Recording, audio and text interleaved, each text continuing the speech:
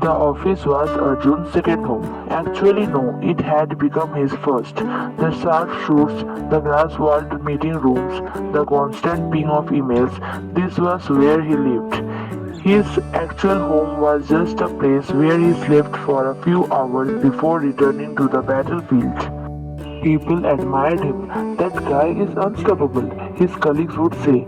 He was the first one in, last one out, always saying yes to more work. At home, the story was different. Dinner plates went cold waiting for him. Bedtime stories were read without him. His little daughter Myra sometimes went 2 or 3 days without seeing him awake. It was a Monday morning, the kind where time slips away unnoticed. Back-to-back meetings, urgent calls, last-minute reports.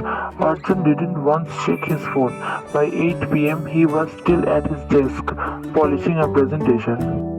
Finally, at 10:15 p.m., he drove home through nearly empty streets. His mind was still replaying numbers and charts when he unlocked the front door. The house was dark, only the dining table lamp was on.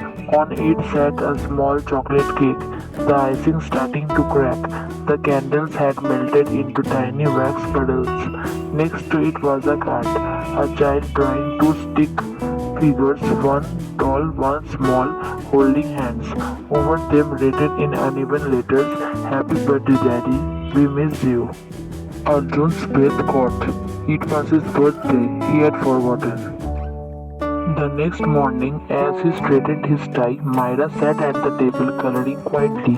She looked up and smiled, holding up the same drawing. "Do you like it, Daddy?"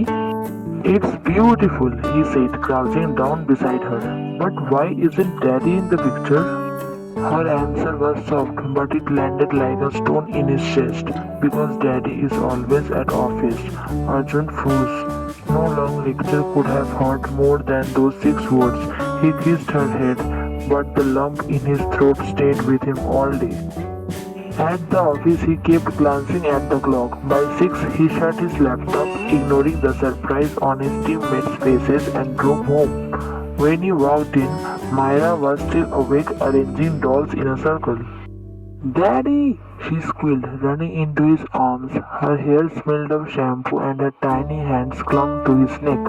For the first time in years, Arjun sat on the floor, building a block castle with her until it toppled over in laughter. Change came slowly. One evening, a week turned into 2. Sundays became family days. His phone stayed off during dinner. The jokes at work about him going soft didn't bother him anymore.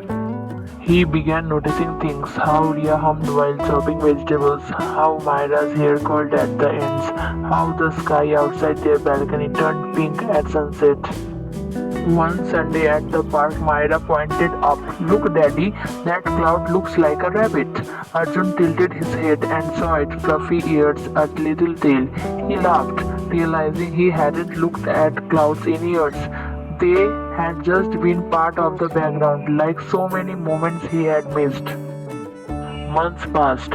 At work, his performance didn't drop. In fact, it improved. He was sharper, calmer, and more creative. In his review, his boss said, "You seem more focused these days. Arjun, whatever you are doing, keep it up." But the real achievement waited at home. One evening, Myra brought him a new drawing.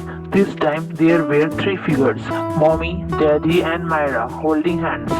Above them in bold, colorful letters, "My family." A year later, on his birthday, Arjun came home at 6 p.m. The house was lit up, the cake fresh, the candles waiting. Myra sang loudly, Ria smiled warmly, and when they blew out the candles together, Arjun looked at them and thought this was the only promotion that truly mattered. Moral: work will always be there waiting for you, but the moments you lose with the people you love will never come back. Balance isn't about giving less to work, it's about giving enough to life.